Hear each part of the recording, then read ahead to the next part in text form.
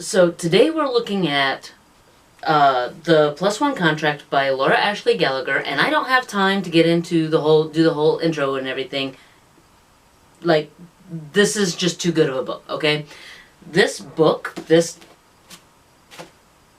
one little book, this 346 page book, this one book here, this one book is what 50 Shades of Grey, the entire saga, wished it could be. Okay?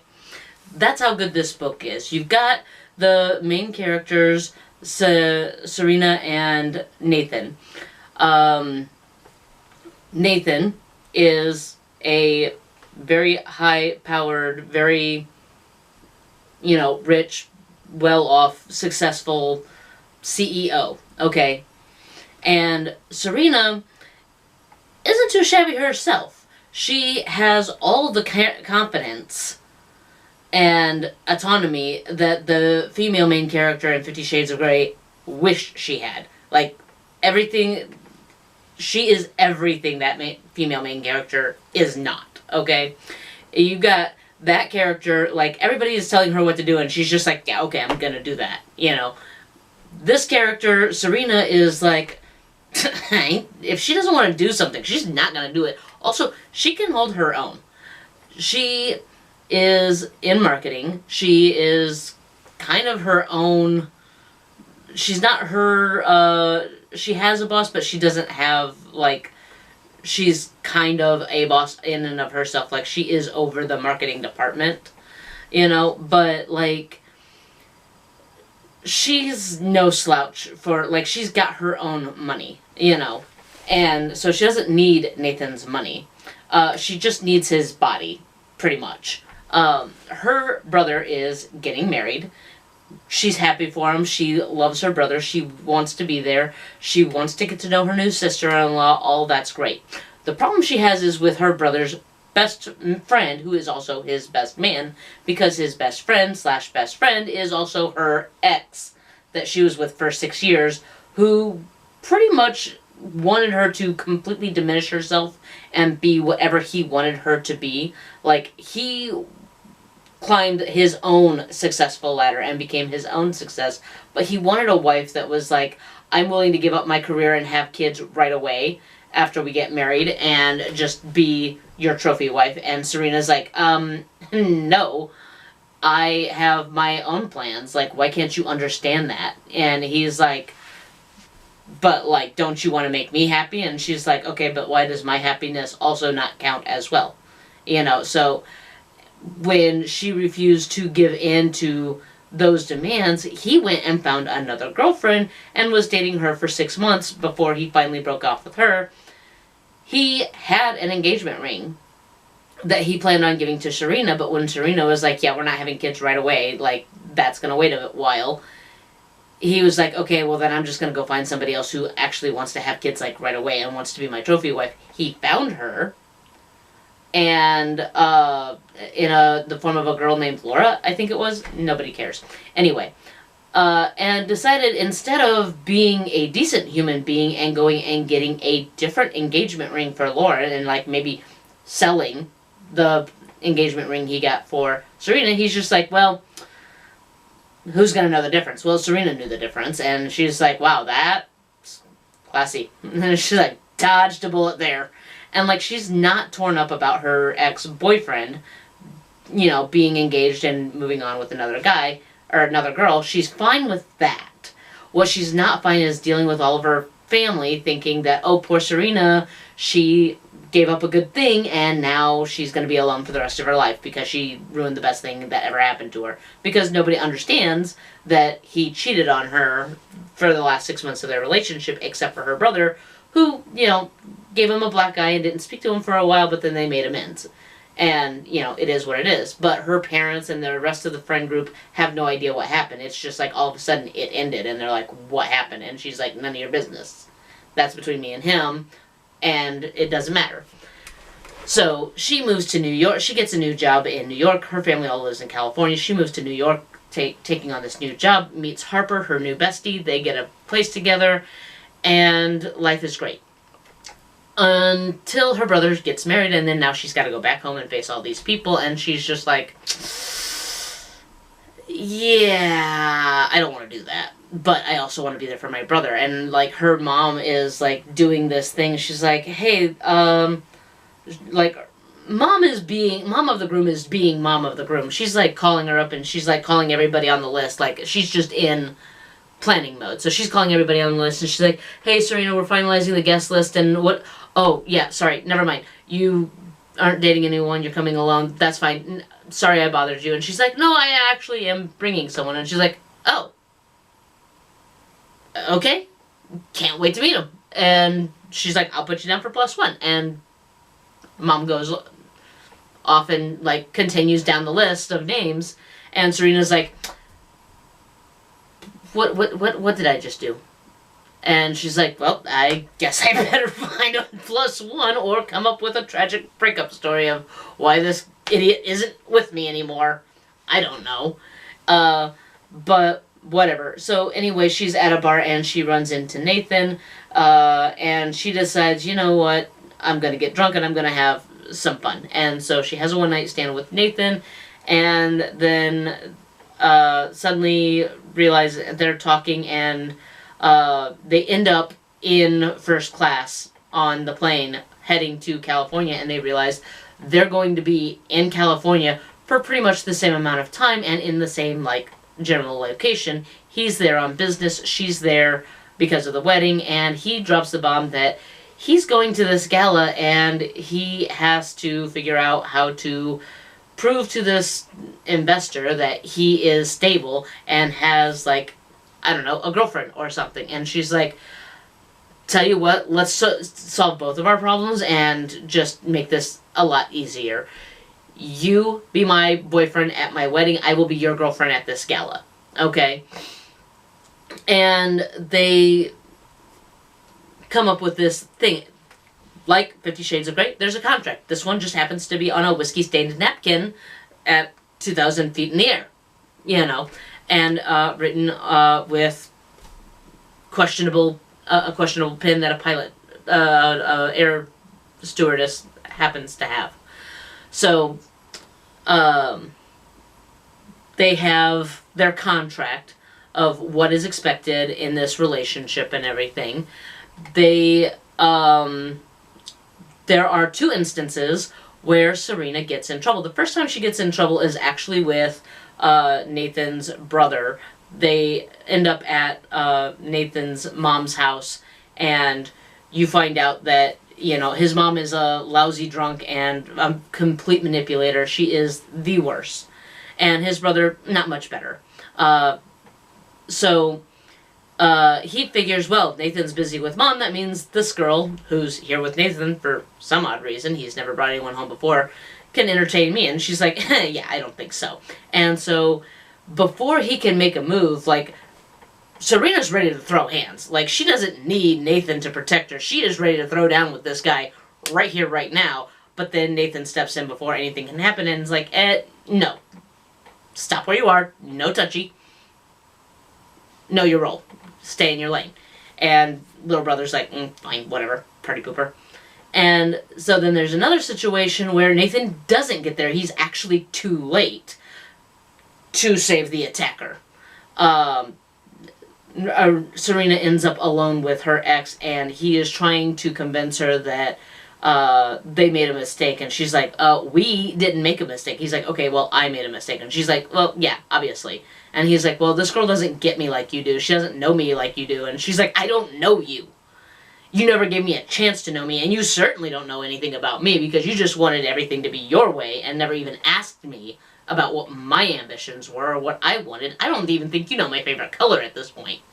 And he's, like, trying to make his point, so he, like, grabs her really roughly by the wrist, and the next thing he knows, he is thrown into the pool. Like, she didn't even break a sweat doing it. It was just immediately, flip, go in the pool. Don't grab me. I don't want to be grabbed. You know? Like, Serena can hold her own. She doesn't need a protector.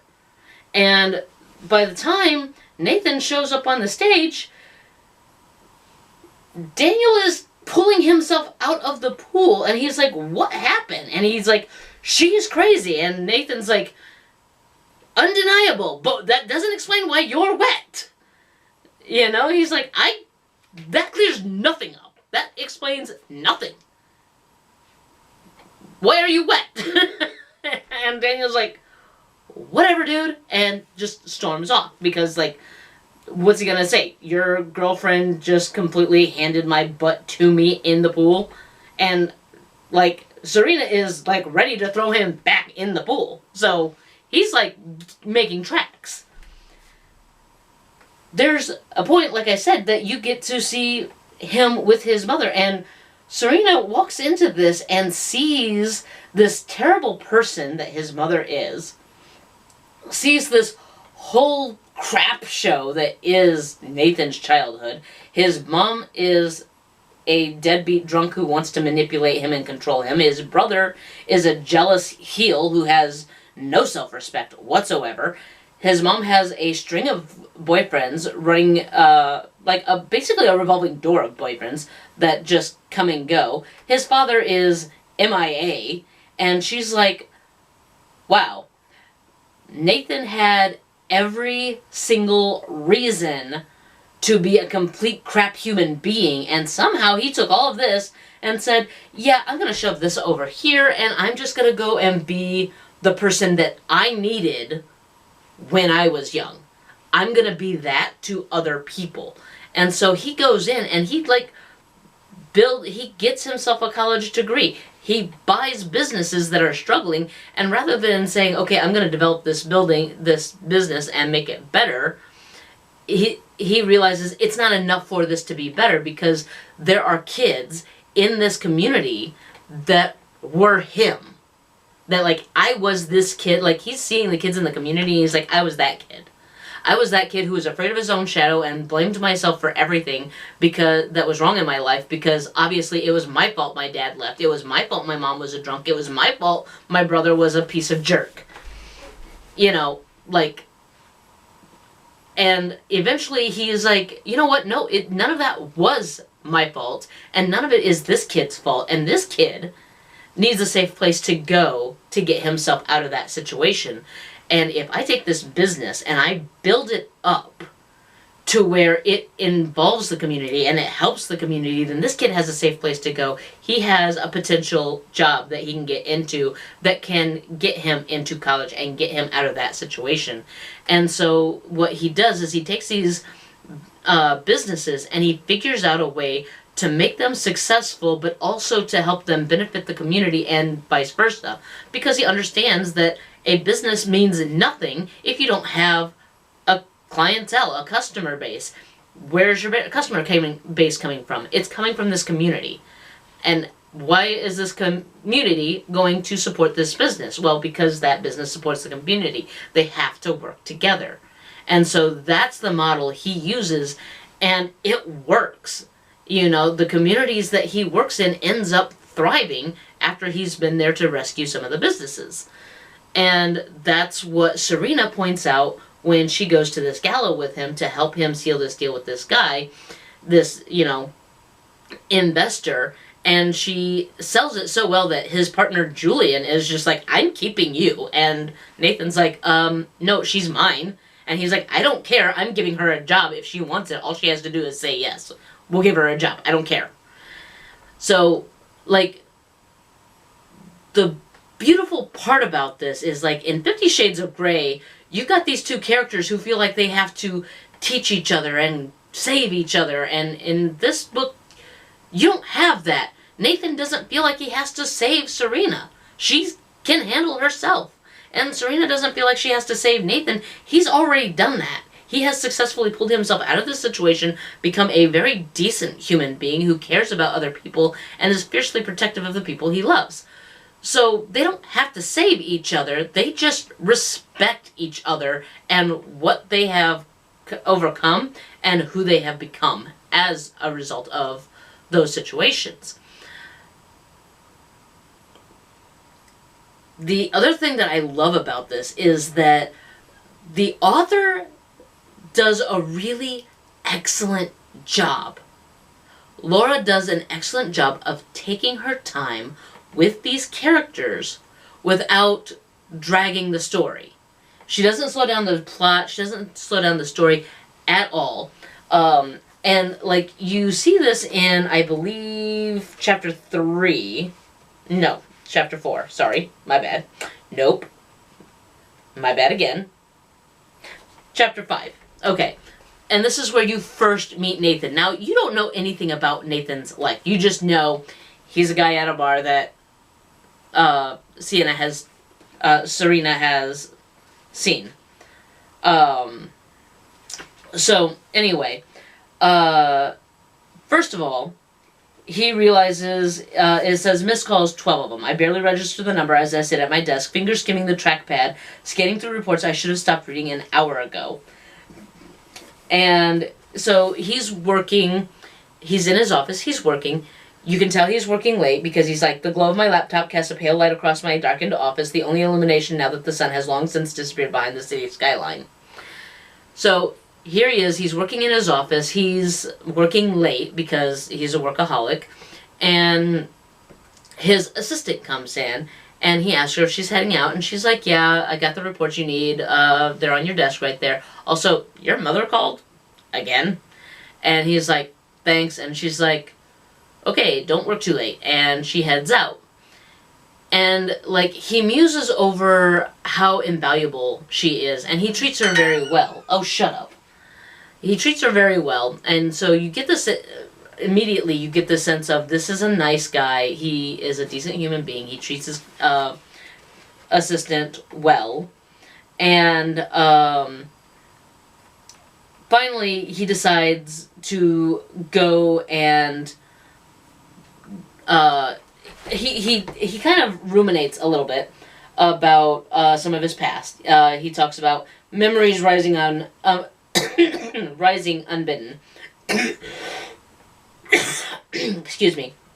16, in coming home after double shifts to find my tips gone. Her apology shallow. 18, learning the hard way that trust is a luxury I couldn't afford, even from family. Especially from family.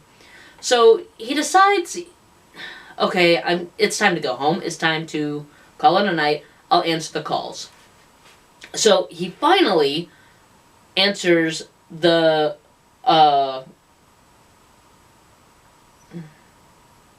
he finally answers it, and he doesn't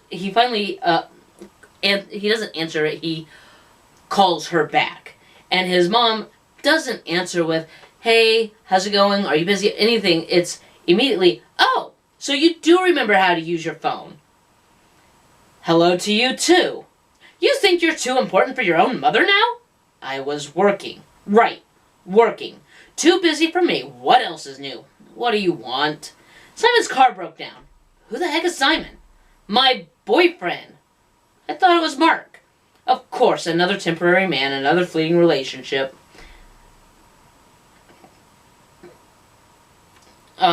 And she says, I kicked that piece of crap out months ago. And it's going to cost a fortune to fix. Then tell Simon to figure it out himself. Nathan, there's money in your account. That's mine. Right, because I put it there. Baby, it's not like I ask for much. No. No? No. Simon sounds like a grown man. He'll work it out himself. You weren't always like this, you know. Selfish. And he says, selfish? And she says, you used to be sweet. You used to, and he hangs up.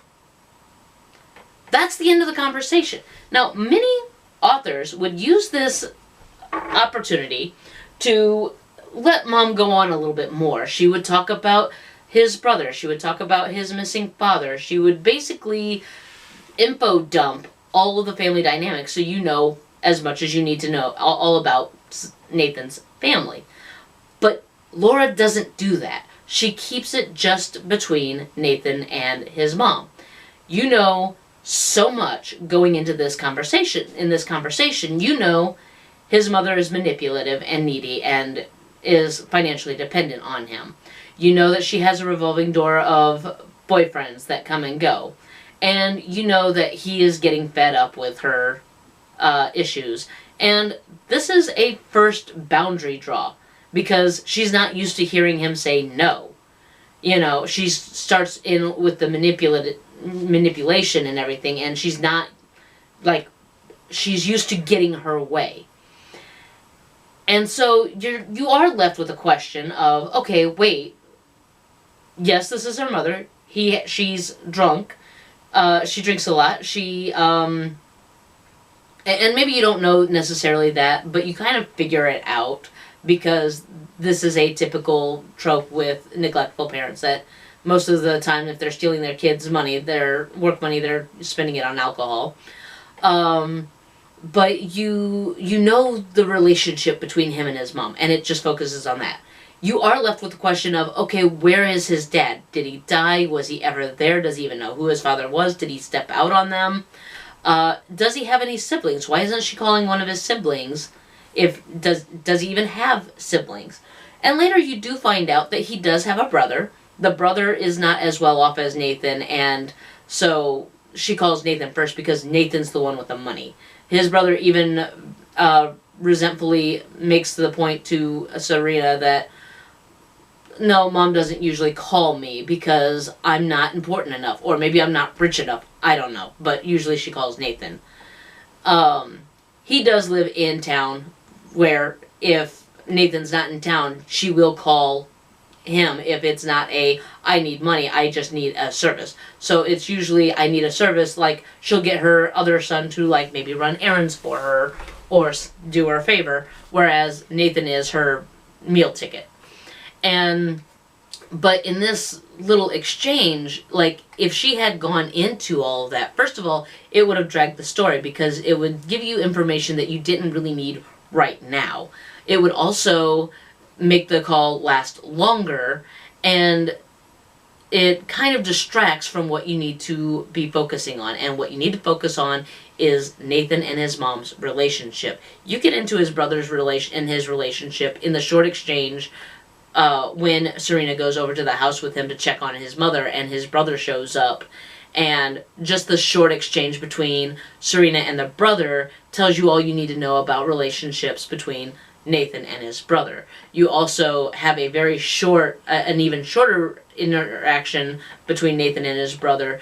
And like I said, these little interactions, they focus very tightly on the characters in question. So, like, in this conversation, you get Nathan and his mom. When you're talking to Nathan and Serena, it's just Nathan and Serena, unless they're talking about their family. And when they're talking about their family members, again, it stays tight. Serena's only talking about her brother. She's only talking about her ex. She's only talking about her parents.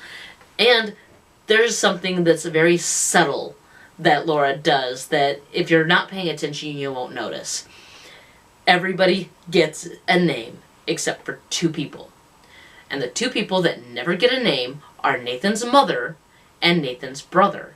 He always refers to them as my mother and my brother. When Serena talks about them, she refers to them as Nathan's brother, Nathan's mother.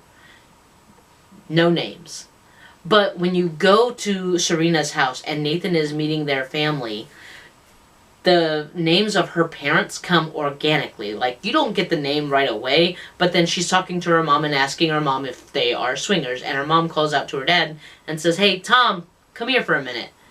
And so her parents get names. And even when he's talking about them, Nathan will say, "Tom, Serena's father," you know. And so, again, I feel like it's very intentional that Laura does this, to where Serena's parents get names. Her friends that she is talking to, her ex even gets a name. He merits a name. But Nathan's mother and brother do not. They are always going to be Nathan's mother and Nathan's brother. They do not get a name. Nathan's mom's boyfriend gets a name, and his mother doesn't. And I think, like I said, it's such a powerful point for this, that they do such a great, that Laura does such a great job with taking time with her characters without dragging down the story. Definitely would recommend this book. It is spicy.